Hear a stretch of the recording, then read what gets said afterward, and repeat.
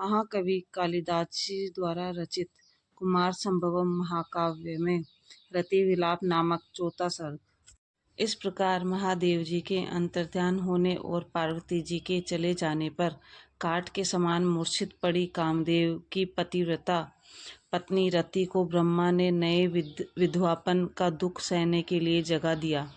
मूर्छा हटते ही रति चारों ओर आंखें दौड़ाकर देखने लगी, परंतु उसे यह नहीं ज्ञात हुआ कि जिसे सदा अपने आगे देखने रहने पर भी आंखें नहीं अघाती थी, वही प्यारा सदा के लिए मेरी आंखों से ओझल हो गया है। हे प्राणनाथ, क्या तुम जीते हो? यह कहती हुई जैसे ही वह खड़ी हुई तो देखा कि महादेव जी के क्रोध से जली हुई पुरुष के आकार की राख की ढेर सामने पृथ्वी पर पड़ी है। वह राख की ढेर देखते ही रति विकल हो उठी और मिट्टी में लौटती हुई बाल बिरखेर और बिलक बिलक कर रोने लगी। तो ऐसा लगा कि मानो सारी वनभूमि उसके साथ रो रही है। वह रो रो कर कहने लगी, प्यारे, आज तक तुम्हारे जिस सुंदर शरीर से विलासियों की शरीर की तुलना की जाती थी, उसे ऐसी दशा में देख कर के मेरी छाती फट गई। वास्तव में स्त्रियों का हृदय बहुत कठोर होता है।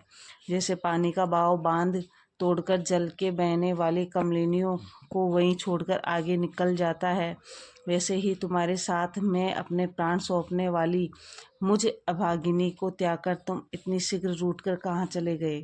हे प्यारे, तुमने कभी मेरी अनभिलषित बात नहीं की और मैंने भी कभी तुम्हारे प्रतिकूल कुछ नहीं किया, फिर अकारण मुझ बिलखती हुई रति को तुम दर्शन क्यों नहीं देते? हे प्रियतम, पहले एक बार जब भूल से तुमने अपने किसी दूसरी प्यारी का नाम ले लिया था, उस पर मैंने जो तुम्हें अपनी तागड़ी से बांध दिया था, क्या उसी बात का स्मरण करके तुम मुझसे रूठ गए हो? अथवा जब मैंने अपने कान में पहने हुए कमल से तुम्हें पीटा था, उस समय उसका पराग पड़ जाने से जो तुम्हारी आंखें दुखने लगी थी, क्या उसी बात का स्मरण करके तुम मुझसे रूठे हुए हो?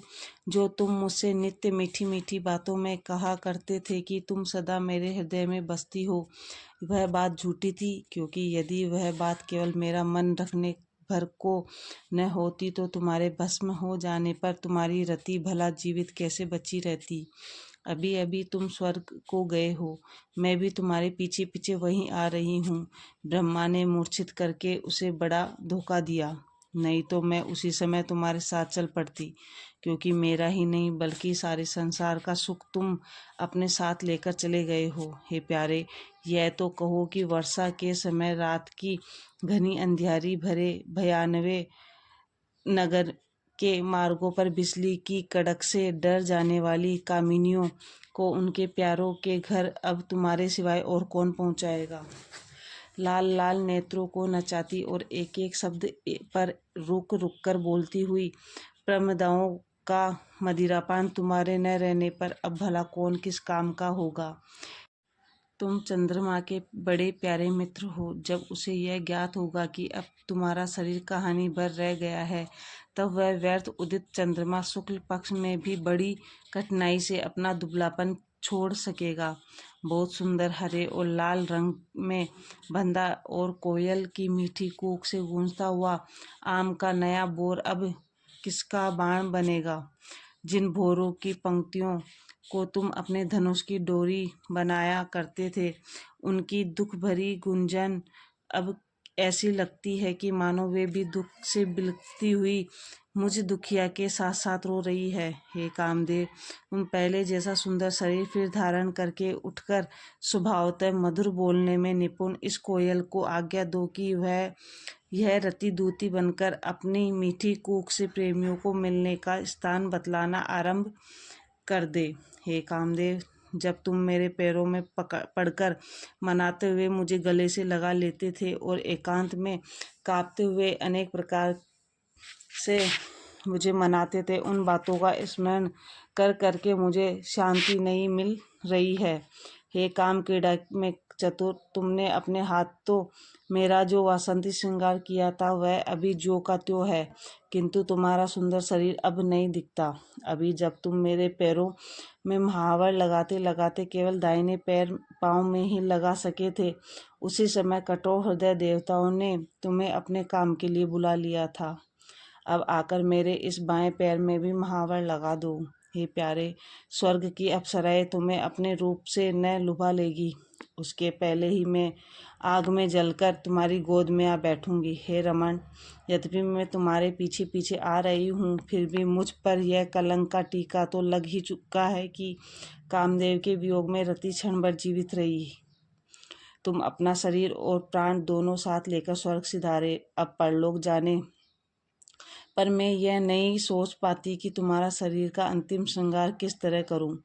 वह तुम्हारा गोद में धनुष रखकर बाण सीधा करना, वसंत के साथ हंस हंस कर बातें करना और बीच बीच में मेरी ओर तिरछी चितवन से देखना मुझे बार बार स्मरण आता है। तुम्हारे लिए फूलों का धनुष बनाने वाला तुम्हारा प्रिय मित्र वसंत कहाँ गया? कहीं वह भी महादेव जी के तीखे क्रोधाग्नि में अपने मित्र के साथ साथ भस्म तो नहीं हो गया? उसका रुदन सुनते ही बिलखती हुई वियोगिनी रति को ढांढस बंधाने के लिए वसंत वहां आ पहुंचा।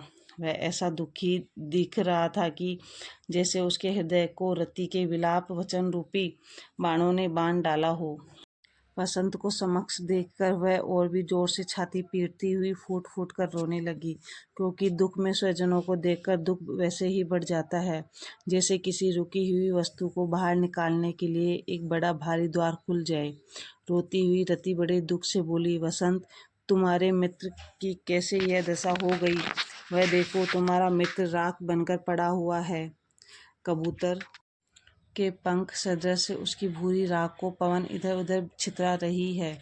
हे कामदेव, तुम्हारा मित्र वसंत तुम्हें देखने के लिए बहुत उत्सुक है, आकर इसे दर्शन दो। संभव है कि पुरुष अपनी स्त्री से प्रेम करने में ढिलाई कर दे, परंतु अपने प्रेमी मित्र पर तो उसका प्रेम सदा के लिए अटल बना रहता है। तुम्हारे साथी वसंत के कारण ही तो सब देवता और राक्षस तुम्हारे कमल तंतु से बनी हुई डोरी वाले और कोमल फूलों के बाणों वाले धनुष की आज्ञा मानते हैं। वसंत, देखो, तुम्हारा मित्र कामदेव वायु के झोंके से बुझे दीपक के समान जाकर अब लौटता ही नहीं है। अत्यंत दुख से भरी हुई मैं बुझे हुए दीपक की धुआं देती हुई बत्ती सदृश बची हुई हूँ। ब्रह्मा ने मुझे जीवित छोड़कर मेरे आधे अंग स्वरूप कामदेव का वध करके मेरा केवल आधा ही वध किया है, किंतु ऐसा नहीं है, बल्कि उसने मुझे ही मार डाला है, क्योंकि हाथी की टक्कर से वृक्ष के टूट जाने पर उस पर लिपटी हुई लता क्या कभी रह सकती है? बंधु होने के नाते अब तुम्हारा देह दाह करके मुझ विधवा को भी शीघ्र मेरे पति कामदेव के पास पहुंचा दो, क्योंकि चांदनी चंद्रमा के साथ अलक्षित हो जाती है और बिजली बादल के साथ ही चली जाती है। इस प्रकार पति के साथ जाना तो जड़ों में भी देखा जाता है। तब मैं चेतन होती हुई भी अपने पति कामदेव के पास क्यों न जाऊं? अब मैं अपने प्यारे के शरीर की इस सुंदर भस्म से इन स्तनों का श्रृंगार करके चिता पर चढ़कर उसी प्रकार लेट रही हूँ जैसे कोई नई नई लाल कोपलों से सजी हुई सेज पर जाकर सो जाए। वसंत, तुमने बहुत बार हम दोनों के लिए फूलों के बिछौने बनाने में सहायता की है, अतएव अब मैं हाथ जोड़कर तुमसे यही भीख मांगती हूँ कि तुम मेरे लिए शीघ्र चिता रच दो। तब उस पर शीघ्र दक्षिणी पवन का पंखा झलकर उसमें बड़ी बड़ी लपटों भी उठा दो, जिससे मैं तुरंत जलकर राख हो जाऊं। यह तो तुम जानते ही हो कि मेरा प्यारा कामदेव मेरे बिना एक क्षण भी अकेला नहीं रह सकता। जब मैं जल जाऊं तब तुम हम दोनों के लिए एक ही जलांजलि देना, जिससे परलोकगामी तुम्हारा मित्र मेरे साथ जल पिए।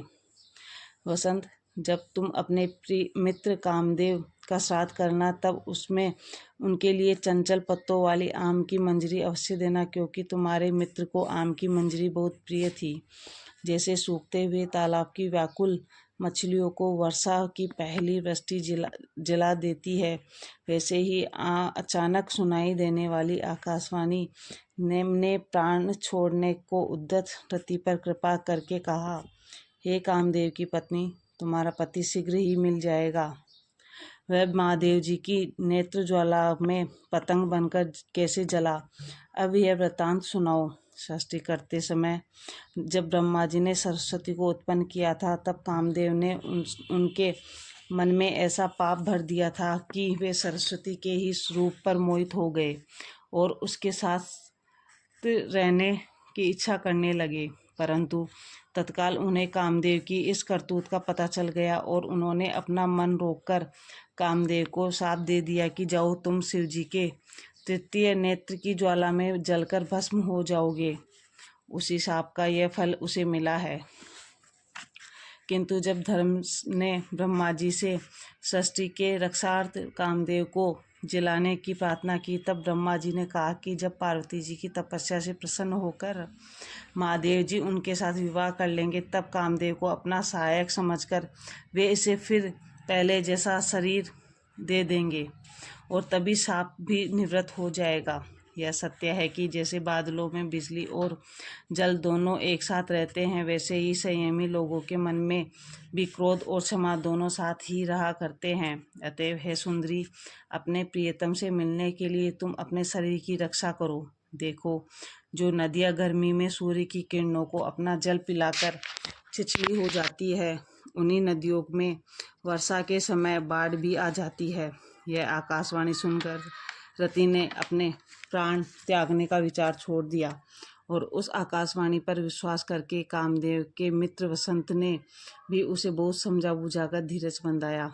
उस आकाशवाणी तथा वसंत के ढांढस बंधाने पर शोक से दुबली रति कामदेव के शाप निवृत्त होने की अवधि की उसी प्रकार प्रतीक्षा करने लगी, जैसे दिन में दिखने वाले निस्तेज चंद्रमा की किरण सांझ होने पर प्रतीक्षा करती है। इस प्रकार महाकवि कालिदास जी द्वारा रचित कुमार संभवम महाकाव्य में